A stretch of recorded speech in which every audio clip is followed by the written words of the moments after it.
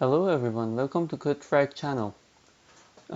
Today I want to teach you how to install Python on your computer, and this is the first step to start learning it. So the first thing to do is going to python.org.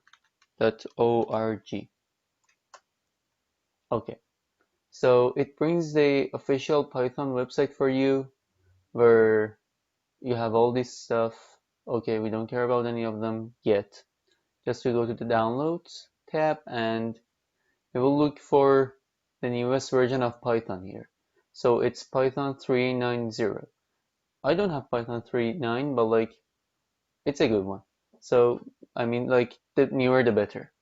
So you just download it and it'll start downloading.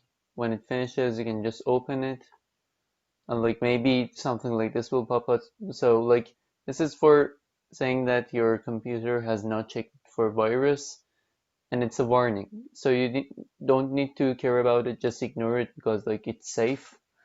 And okay, so it opens.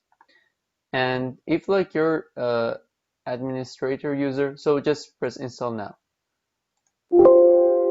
Like even if you are or you're not, just doesn't matter. Just click because and also because I have it I already have it on my PC, I'll just cancel the installation, but like there's nothing else, just it'll finish. And when it finishes, you will have IDLE. I have Python 3.6, but like you will have something else like Python 3.9.